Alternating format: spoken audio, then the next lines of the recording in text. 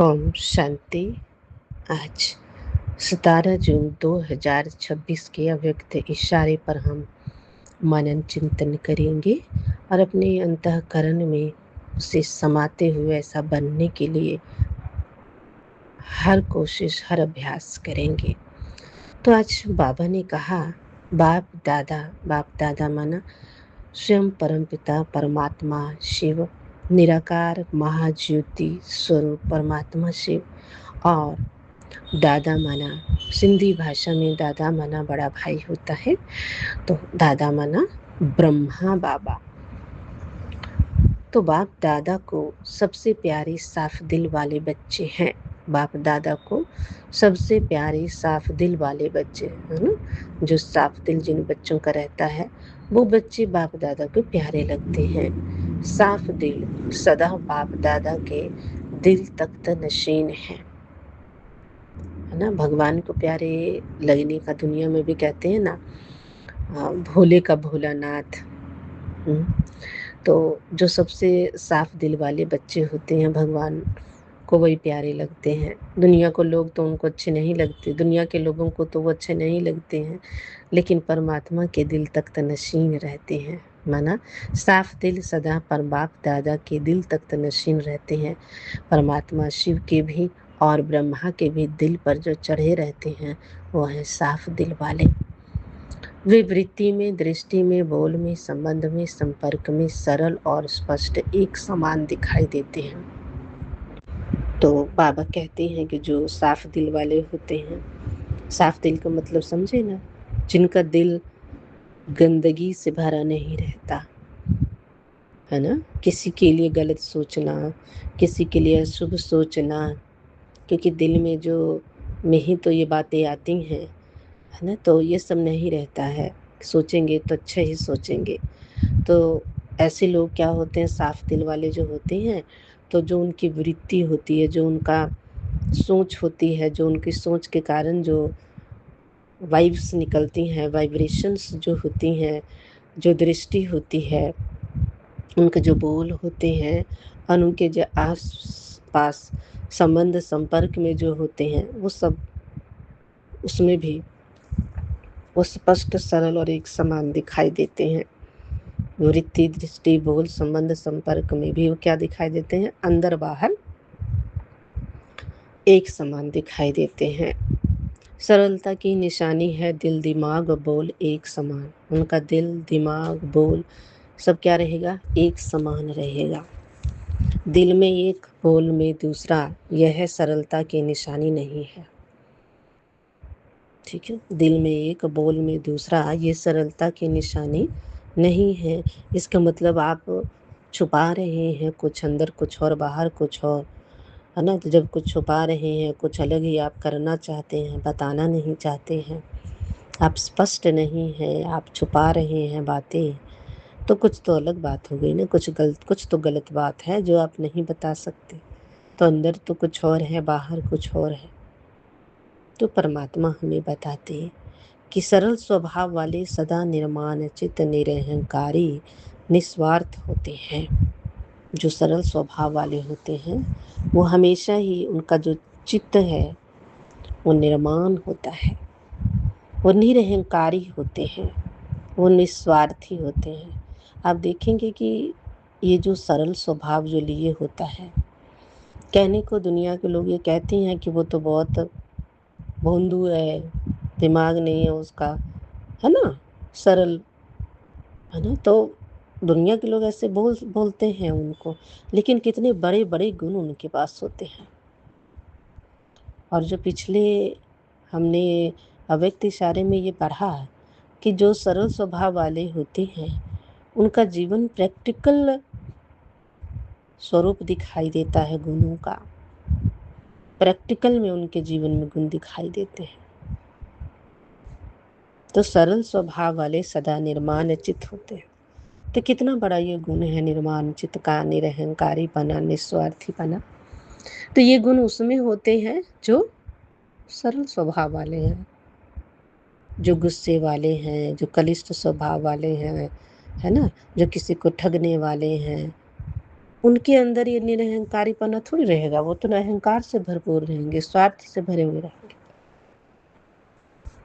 इतने बड़े बड़े गुण तो सरल स्वभाव वाले ही धारण करते हैं। तब सोचिए, जिस सरल स्वभाव में कितना कुछ समाया हुआ है।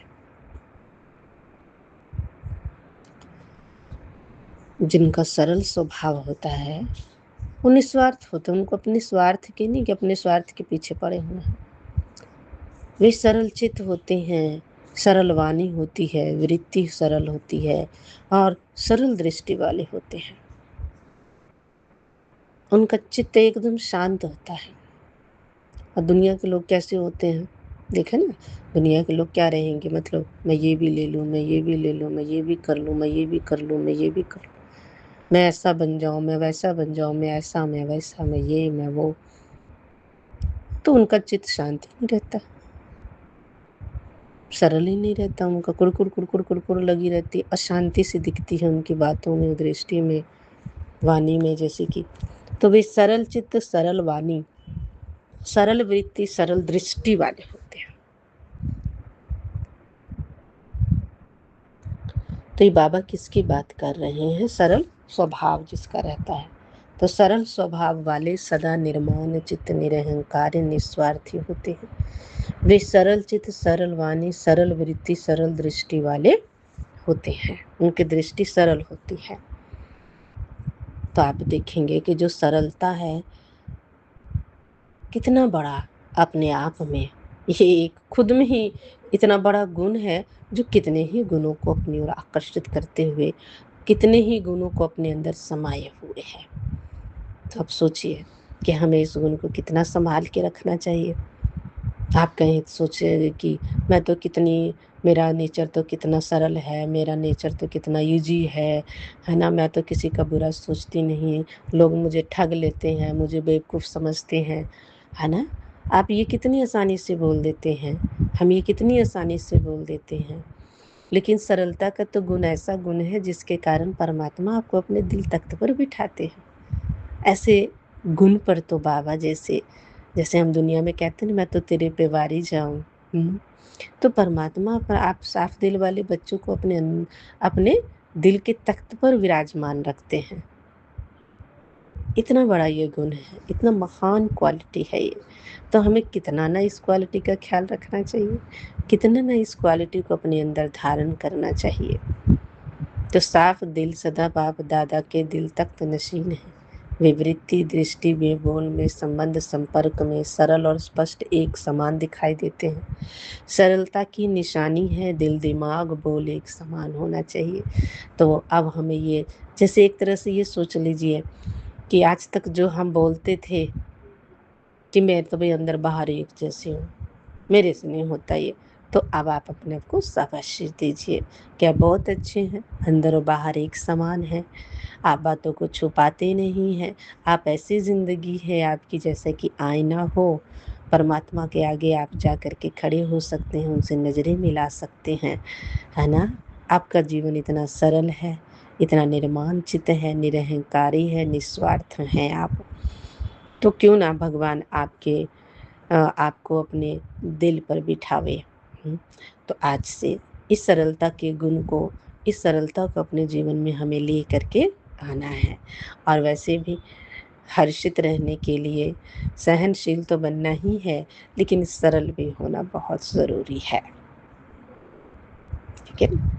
हर्षित हम तभी रह, क्योंकि ये जो अव्यक्त इशारे का जो टॉपिक ही है यही है कि हर्षित रहना है, तो अपने नेचर को सरल बना लो और सहनशील बन जाओ।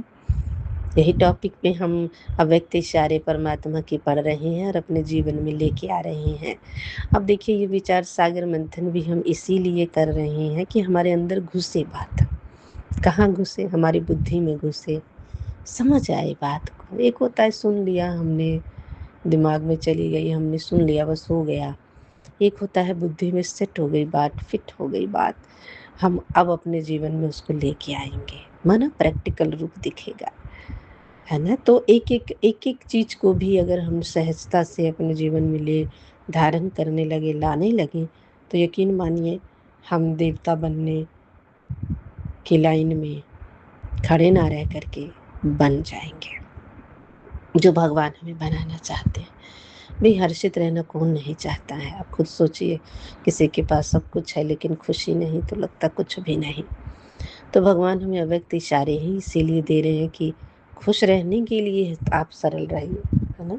और दुनिया देखो खुश रहने के लिए क्या तामझाम अपनाती है। अब भगवान कहता है सरल रहो भाई, इजी रहो और सहनशील बन जाओ। तो इस तरह से बाबा ने जो हमें ये कहा कि जो सरल स्वभाव वाले हैं वो निर्माण चित्त, निरहंकारी, निस्वार्थी होते हैं। तो इन गुणों को मुझे धारण करना है और अपने आप को शाबाशी देना है।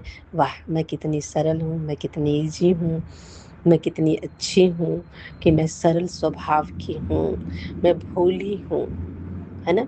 और इसके कारण परमात्मा मुझे अपने दिल तख्त पर बिठाता है, अपने दिल तख्त पर रखता है। मैं बहुत भाग्यवान हूँ। तो मेरी सरल दृष्टि, वाणी, वृत्ति और सरल दृष्टि हो जाएगा। अच्छा जी, ओम शांति।